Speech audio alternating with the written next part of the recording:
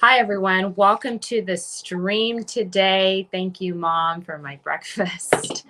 It's Miriam Dorset, and I'm sitting down today with Rick from 150 Birds. We're talking about all things marketing related, future of omni-channel, social influencers, the knowledge economy, creator economy. We're going to get into all of it. Chat in your questions live as you have them during the stream. It's great to have you join us. Rick, how's it going? It's going well. Thanks so much for having me, Marion. Thanks for taking the time. I know it's a busy life that you lead running a startup, and especially one in marketing. Yeah. I've been dabbling with startups for a little over a decade now. For me, I wouldn't have it any other way, really. I like it. I like building things from the ground up. So yeah, it's exciting. Right. It's addictive. It's beautiful, and it's crazy at the same time. Totally. So yeah, you've been in startups for over a decade. Let's just quickly bring everyone kind of up to speed with, who you are, what you're passionate about, and what brought you to this point in your journey. Absolutely. So I started my first company while still in college. It was a niche social network for the third culture kids. We had a few thousand users, and it never took off. Then I was at a crossroads. Ended up working for three venture-backed startups in the marketing technology space for about 5 years. And then I did a fellowship with Terrance Matthews, the founder and chairman of Mitel, out in Ottawa, Canada. And right after that, I founded a social media marketplace in Turkey. And Terrance Matthews was my main lead investor.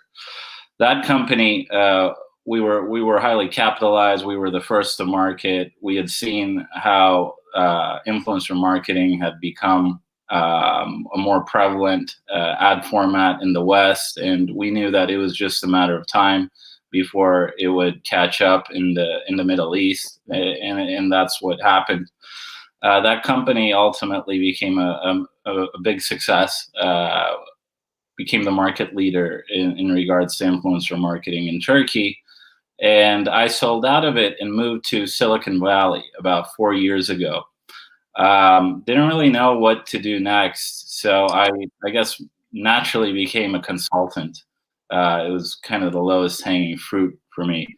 And I started working with early stage startups and building and managing their marketing teams. So I would recruit through platforms like Upwork and Fiverr, domain specialists for the marketing teams that I would curate. And I started noticing the inefficiencies of both recruiting and managing talent through these platforms. So about a year and a half ago, I founded 150 Birds, and we've set out to make it a lot easier for companies of all sizes to get a custom marketing team that can scale up or down as their needs change. I love it. So would you say that 150 Birds is a marketplace type of startup?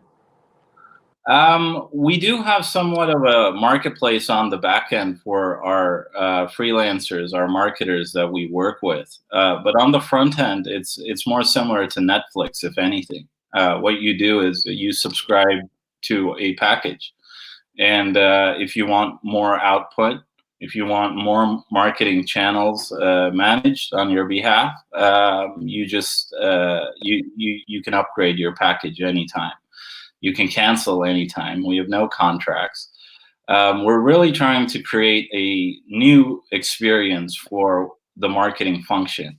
And with that, we want to create a more meaningful opportunity for what work can mean in the lives of marketers. So by removing the need to plug into a company to find full-time employment, what we're doing is we're saying you plug into our platform and we match you with long-term, more consistent, higher paying work to the extent that it becomes the equivalent of full-time pay while retaining the independence of being a freelancer. So it's really the best of both worlds.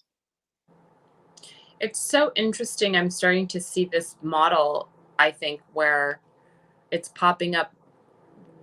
What is some of the feedback that you're getting from your clients about paying this fixed rate, getting a full marketing team? Why do people like this? Yeah, I think, you know, for like 20, 30 years now, digital marketing agencies have been around, and they're somewhat antiquated. There isn't much transparency. Generally, there's a lot of hidden fees, no upfront pricing. So companies in the past have been burned by this model. And the fact that it's not scalable is another reason which makes it such that the markups are so high. And then what you have is you have high pools of generalists that run these agencies instead of domain specialists. So what we're able to do by not having direct salaried workforce, we are able to cut all of the overhead out, which makes our model a lot more nimble and cuts out all of the waste. In this way, we're able to provide it at a cheaper price point than what exists today. And then, you know, compared to in-house hiring, it's just way cheaper. Building out your own internal marketing team is going to cost you, you know, depending on your geography, up to $500,000 annually in just salary. Yeah, it's an extensive cost. So tell us a little bit more about the journey of starting 150 birds, some milestones that you hit, maybe pivots, challenges, and of course go into more detail of kind of the offerings that you have. Yeah, absolutely. So, you know, we failed like 2 times with the platform we built. We had initially positioned ourselves as more of a heavily managed marketplace. And what we did notice is that on the client side, the business really doesn't want to have to deal with picking out his marketing team, you know, managing his marketing team. He just wants a fully managed service. And about 6 months ago, we pivoted to the subscription model, which really puts the customer at the center of the experience. So just to give you an example, the traditional agency-based economics are scarcity based. So it's all about, you know, making yourself inaccessible. You know, your time is highly valuable because you're selling your time, right? You're selling an hourly rate. Whereas in our model, it's all about abundance. It's all about providing unlimited accessibility. So whenever the company owner or the VP of marketing has a question, he can easily connect with his marketing manager, or even ask our support, our 24/7 support for any kind of feedback he needs on his marketing program. And oops, sorry about that. Mute the Slack. Totally normal thing to happen. And I see some viewers are here. Please do chime in, say hello. We want to know who's watching and what questions you have. Rick is a seasoned entrepreneur marketing expert, so don't shy away from just asking him any questions that you want. We'll bring those up. Okay, so some milestones, you pivoted, you essentially, I mean, a lot of people are building marketplaces. So when you were kind of in that mode, you're no longer in that space, but I'm gonna ask because people out there, there's tons of marketplaces, it's hot. Sure. What are some of the challenges that you experienced with building a marketplace when you were trying to do that, and then, you know, how did you overcome them? Yeah, like Marketer Hire was the first to market in the verticalized marketing expert marketplace space. Sorry, verticalized marketplace for marketing experts. I think Maple as well is doing a great job. Both these platforms are really killing it. But what we've seen is these companies are more so replacing the traditional temp agency. So we're talking about short to medium term hires of temp marketers, whereas what we saw, especially on the lower end of the spectrum when it comes to company size, so we're talking between 5 to 20 employees, where they don't have a single marketing hire. That's where we fit the best, where it's just like they have a budget between 20 to 100K annually to put aside for either an internal marketing hire or working with an external agency.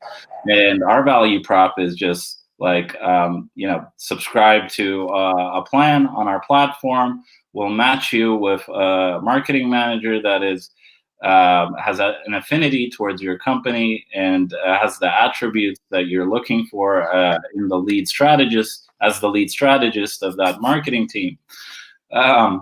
And then based on the specific needs of the business, then we create a timeline, and we know what human resources are required at different intervals of that roadmap. So what we do is we just ping our domain specialists through our platform, kind of like how Uber, the Uber driver app works. We say, between this time frame, this is the project, these are the deliverables, these are your responsibilities. You can either accept it or reject it. This is how much money you'll make. And the goal here is really to keep working with these domain specialists over and over again until it becomes the equivalent of full-time income. Yeah, it's amazing that you get a full team for that cost. Do you worry about, so there's no direct, is there a direct contact between the agency, the team, and the company? Do you ever worry about them kind of poaching and taking away talent? No, we have contracts in place with all of our talent, and they're free to work through different platforms if they want to. What we're seeing is 150 Birds is really just, what it's doing is it's replacing the infrastructure for the marketing workforce. So it's becoming an alternative employment mechanism, or employment, I guess we can't really call it employment because our workforce consists of freelancers, but an alternative means to making an income. Well, I've got some more questions about that, but I'll save them for a minute. What are some of the things that marketing experts do to make a client happy throughout that experience of designing their stuff that they put together? I think having like weekly calls just to check up on the progress the team is making towards the objectives of the client is very important.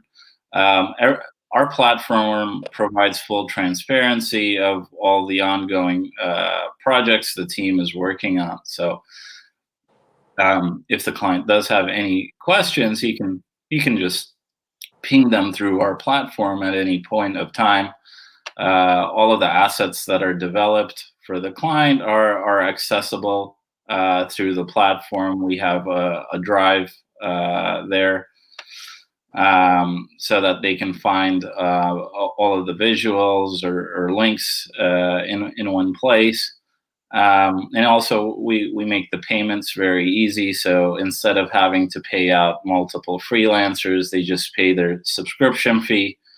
And we take on the accountability of ensuring that all the freelancers on the team are happy. Our clients leave reviews after any one of the deliverables are completed for whoever is in charge of that. So over time, what that does is that builds up a reputation for the marketers that we work with, and then we factor that reputation when matching them on future projects. And one of the things we're working on is creating a system that'll allow our marketers to increase their earning potential and learn and upskill their marketing skills through our platform. So we're working on a training for the onboarding that just will track essentially how many projects you've been on, how happy clients are with you, and at different milestones, give you the opportunity to increase your income. Now, let's say I'm a talented freelancer, but I only know really one channel of marketing. I would love for you to dive into, omni-channel. Is it possible for someone who doesn't do marketing, people only know some channels, they specialize in that? What do you mean there when you're saying they're domain experts, like in retail, or is it based on the channel? Yeah, it's more so based on the channel. Okay. Yeah.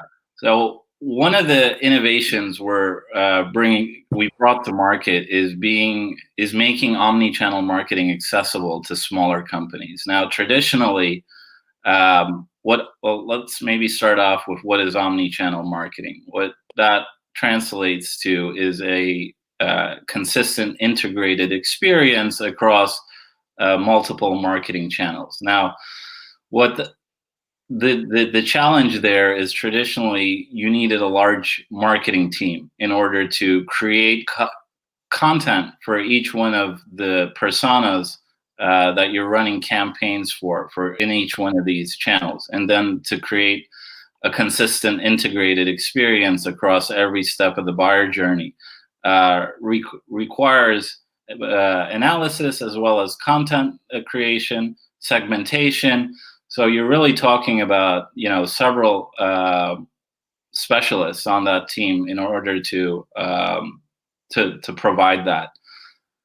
And through our model, we're able to provide that granularity in the marketing strategy for even smaller companies, so that they have an integrated experience across multiple marketing channels. So that, to give you an example, when the customer, when their customer comes to an ad, he's seeing the same imagery that when he clicks on that ad, there's consistency in the branding, in the visuals, on the fonts, the size of the fonts, on the website, as well as even after converting on the thank you page, on the email he gets after signing up. So it's really important to provide this kind of a holistic approach. And what we've seen is what ends up happening more times than not for the smaller companies is it's really fragmented across multiple freelancers or agencies, multiple vendors. And as a result of this, what ends up happening is, because of the fragmentation, there isn't as much consistency at every step of the buyer journey in the conversion funnel. And as a result of that, what ends up happening is most businesses have very low conversion rates. I mean, it's definitely a problem that I've experienced. I'm like, okay, can we just get the same font, across everything? And trying to figure out okay, how important is that? Will I take care of that versus other things? And I constantly push it off, I'll do that later, but it is so important to the long-term success. I really should prioritize it a little bit more, I think. Yeah, I mean, just starting off with buyer personas, right? A lot of people even just skip the most fundamental, foundational marketing step there is. If you don't know who you're selling to, how are you going to then, create a messaging doc or a design style guide that embodies that brand? And even before the design style guide and messaging doc, want to also create a competitor analysis to understand how you differentiate from the other businesses that do something similar to you. So through that process, you're able to position the company, and then with the messaging doc, you ensure that you have consistency across the text, the verbiage you're using to talk about the company. All of this is needed for a marketing team, so that whenever you're working on something new for the company, then you can look at it to get up to speed and know exactly who you're targeting and how to communicate to them. I mean, even the colors you use are very important, right? Right. And so when they come to 150 birds, they get all of these things. They get the buyer persona, competitor analysis, everything of that. Yeah, absolutely. Like the first thing we'll do is we'll look at what they have internally, and if they don't have these documents, we'll start off with them, because we can't develop their assets, whether it's a website or written content, without starting off with the foundational marketing. Yeah, we can do. We launch companies from 0 to omnichannel marketing in 3 to 4 months. That's incredible. So we're talking like all right, I want to, let's say I've got email. Do they have to go to your email type of platform, or you guys just have them work into whatever email platform that I'm using or they're using? Yeah, that's a great question. Now, if you have preferences as to the tools that you're using, then we'll try to match you with a team that has the expertise of those specific tools. So we're agnostic to the specific tools that you're using. We can ensure that the team members that we choose for that specific team will have the expertise for that tool. So if you're using MailChimp, we'd make sure that the email marketer, or the marketer who's responsible for email marketing, has worked with MailChimp previously. Mm-hmm. You bring up MailChimp. They are facing some fierce competition right now. Like everyone, I feel like, right? Did they get acquired? I don't know. I didn't hear that, but I might not be up on it. I just know that I used them for a while, and then, other things started to come out, and it seems that email and blogging and this whole, new age creator knowledge stuff is really taking up space and creating new solutions that are making things a little bit competitive. What are some of the thoughts that you have around how our world is changing with marketing and all of that? Yeah, to begin with, to just like give everyone perspective. So in the year 2011, when I started working in marketing technology, there was about 100 tools. Now, fast forward 10 years, there's over 10,000. Right? So that should give you an idea of like how this industry has just gone so mainstream, and there are a couple reasons for that. First of all, smartphone adoption is just through the roof now, right? And internet connectivity is also a lot more prevalent, especially in the first world countries. And what we've seen is growing adoption of social, growing usage of like all social, the main social platforms. So for the last 10 years, before I founded my previous company, CreatorDen, I worked at a mobile ad network. So that's when I saw the traditional publishers transition from print to mobile. And there was like web in between, but like mobile really took off at that time. So this is around 2015, and I'm in the Middle East, so we're generally a few years behind the West. But that when I was working there, I saw how social was growing at such a rapid pace, and it was only a matter of time that it would surpass mobile usage of reading gated content through premium publishers, and we saw that happen. So the big innovation here, I think, is that now every individual can create content and distribute it. They don't need to distribute it through a publisher. So this has really leveled the playing field in terms of, anyone who can create unique content now can put it out in the world. Unfortunately, what has happened is a lot of what we call influencer marketing, or the creator economy, has kind of become like the gig economy workers, where the platforms are taking such big cuts of the payments being made out for things like brand endorsements. And since there is such inconsistency still, but these are changing, and I expect there to be a lot more native creator-driven platforms in the next decade, where the creators are actually getting a much bigger chunk of the pie for the content that they're creating and the distribution that they're doing. Would you say that influencer is now a channel within marketing? Absolutely. And especially for consumer brands, it's probably the most effective channel you can get. But what you really want to do is create long-term engagement with these influencers. So instead of curating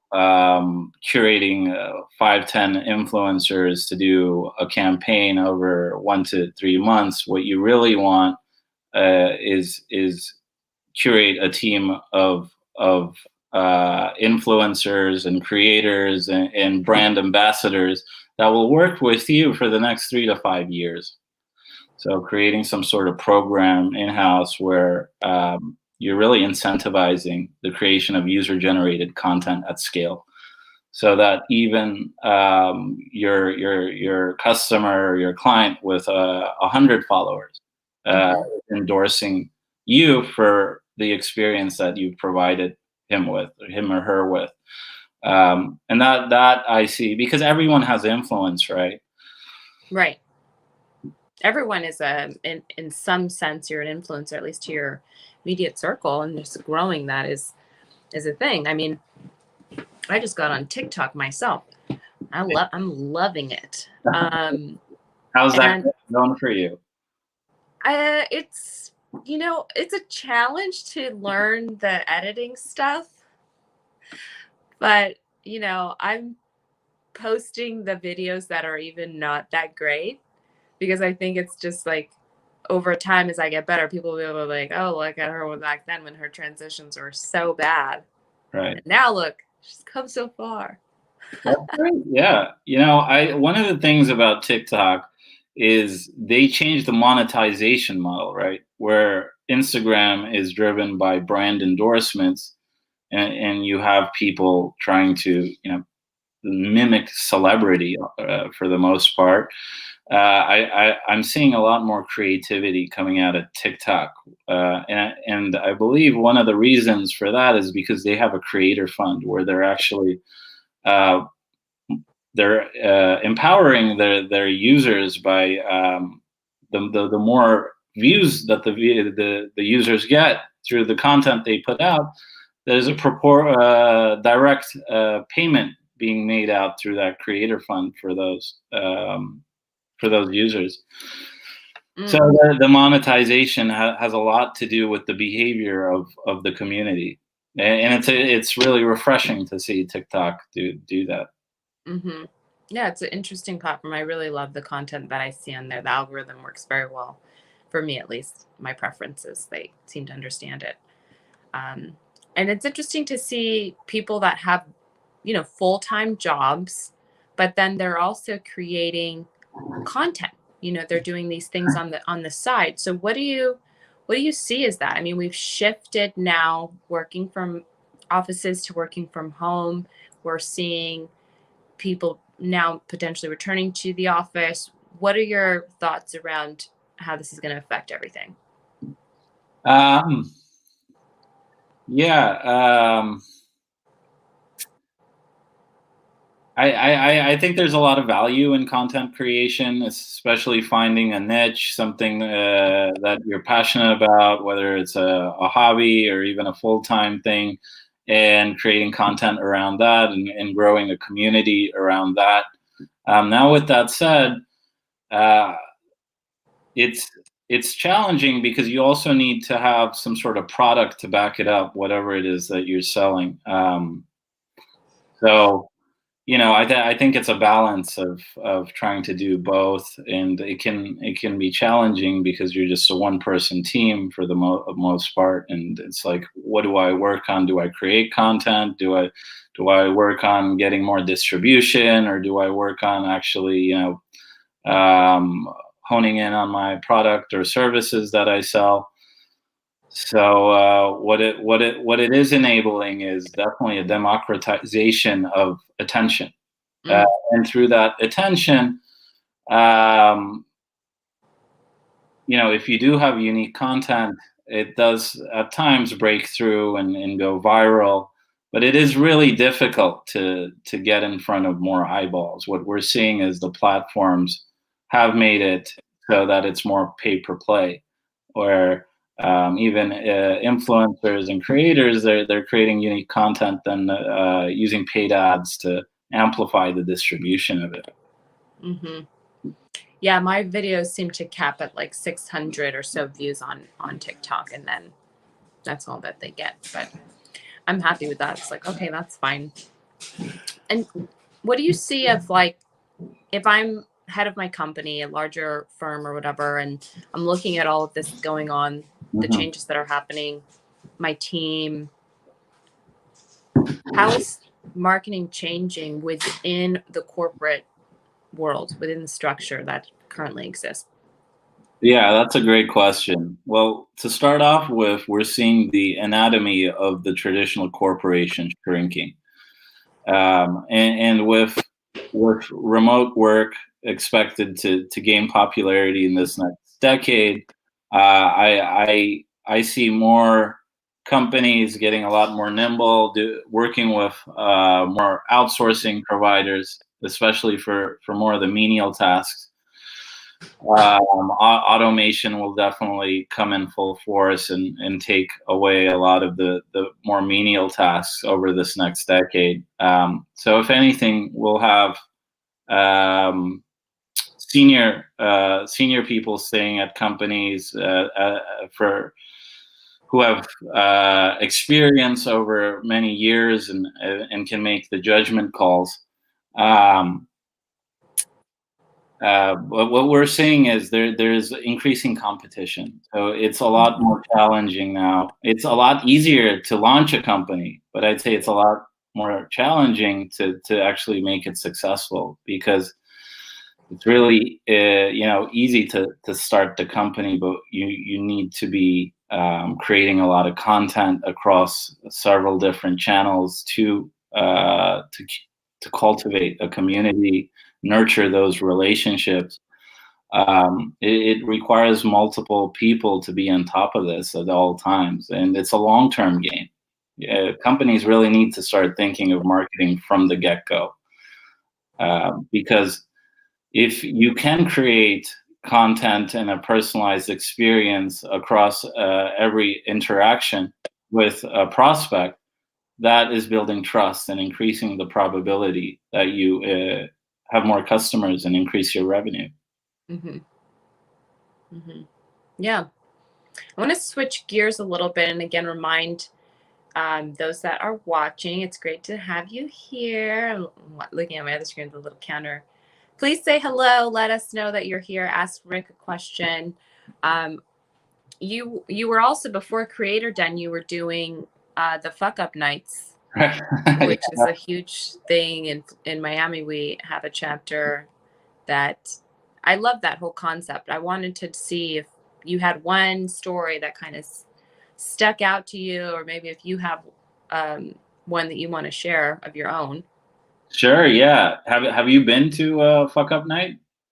I haven't been to one. I went to one, but way back when it before COVID.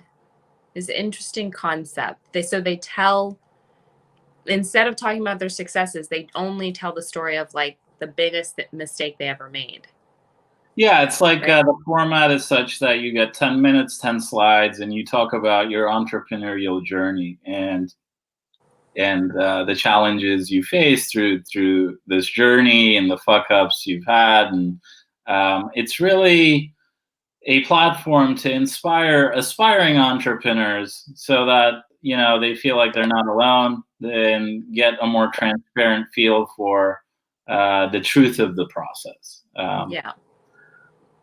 I started the Istanbul chapter, I guess like 8-9 years ago. It's been quite some time, and I was really excited about it when I first got into it, especially starting it in Turkey, which is it's a very masculine, very judgmental culture. So I felt like I was doing a good deed for the startup ecosystem there by creating this community that would challenge the status quo and the stigma around failing.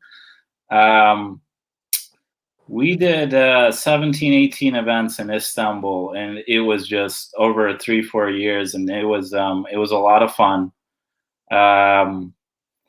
Ray-Ban became our main sponsor. We had like a stage for Ray-Ban right next to the main stage. And one of the things we do is before the event started, any one of the attendees could go up to the Ray-Ban stage and share their fuck ups in 1 minute. And I thought that was a lot of fun. That was definitely a lot of fun. Any specific fuck up nights that I can recall? I mean, like, we've had great speakers. Founder of Graham Games that sold to that sold to Zynga for 250 million was one of our speakers. And we've had the CEO of Gray Agency of the Middle East speak, and he's a extremely fun and creative guy. He had a lot of great advice to share with entrepreneurs, as well as some VCs. It's always fun to see the venture capitalists talk about their fuck ups. Yeah, totally. I mean, they probably make most of the investments fail, so they're fucking up more than they're succeeding in a way. Yeah, in the few events I put together in San Francisco were a ball. We've partnered with Parisoma, which was a co-working center in the Soma district, for at least 50 startups or so, and loved having events there, and also at Starfish Mission, which was a blockchain co-working spot for blockchain companies. Yeah. So you were in the Bay. Are you still in the Bay? You're not in the Bay right now, right? Not currently, no. Right. With the pandemic and everything, back on the East Coast where I'm originally from. Yeah. Okay. I just wanted to make sure because I'm over here on this coast currently. So I wanted to just make sure you weren't a few hours away and we can meet in person, actually. What other points should we hit on before we close? What's coming up for 150 Birds? Are you guys going to go for investment? Yeah, great question. We are we're speaking with some accelerators. We're in an interview process currently, as well as speaking with a handful of crowdfunding platforms. Some of the partners at these platforms who are excited to have us on either Republic or WeFunder. We haven't chosen which one we're going with yet, but we're looking to launch a campaign within 2 months' time. That's exciting. So you're going to go the crowdfunding route versus traditional VC or whatnot. Yep. For the first raise, that's the plan. That's very exciting. We'll have to have you back to talk about, your decisions to do that. And of course, the planning for it, I hear, is a whole thing. I'm sure, of course, you're marketing, so you'll be able to put that stuff together and whip it up.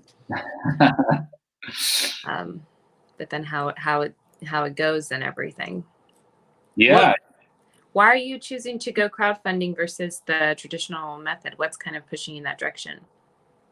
Yeah, that's a great question, especially because we had tinkered with this in the past before the company was doing as much revenue or had a product, and I think it was kind of early for us, and we saw it as something we didn't want to do at that time. But now, especially with the advent of the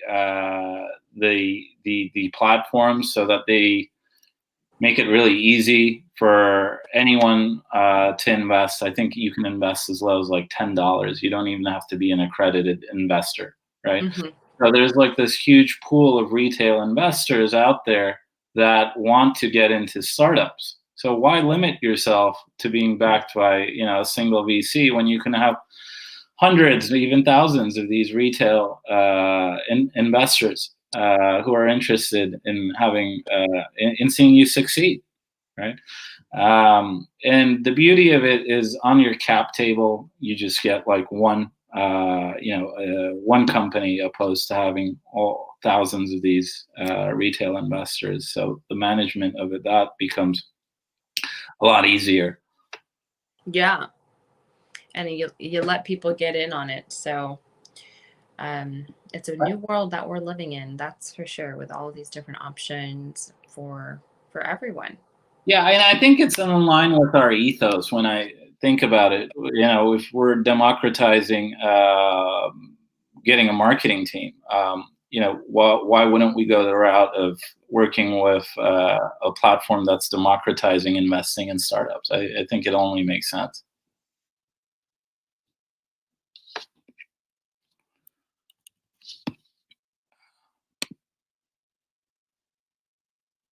Hey, Miriam, are you there?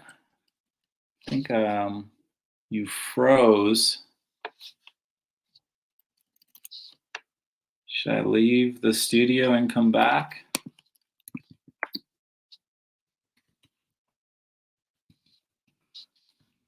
And leave and come back.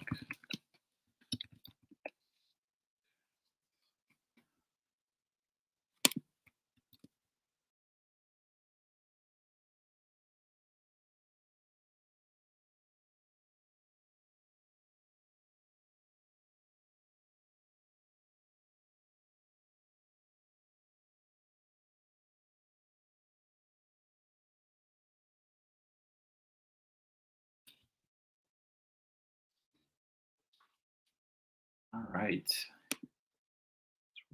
back on.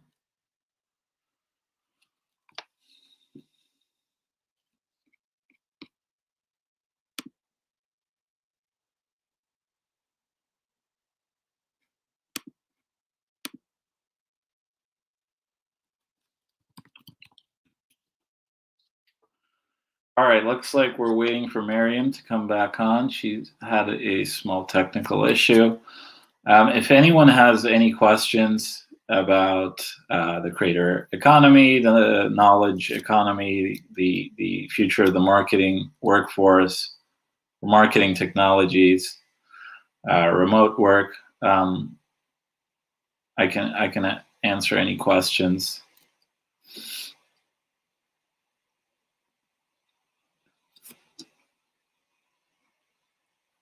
I guess Hey. Not. All right, there you are. We're back. Whew. Sorry about that. That was a little wild. Yeah, I want to say thank you for taking time out of your day, and anything last that we should mention for those that are watching. Yeah, well, Miriam, thanks so much for having me. This has been quite the pleasure. For any companies out there who are looking to grow their revenue, check out 150birds.com. Would love to work with you, help grow your business. Yeah, that's pretty much it. And watch out for our crowdfunding campaign coming in 2 months. Yeah, very exciting. Thanks again, Rick, and thanks for everyone for tuning in. Make sure you check out 150birds.com and comment in any questions that you have. We'll make sure that Rick sees them even after post video goes live. Okay. Have a good day. Thank you. See ya.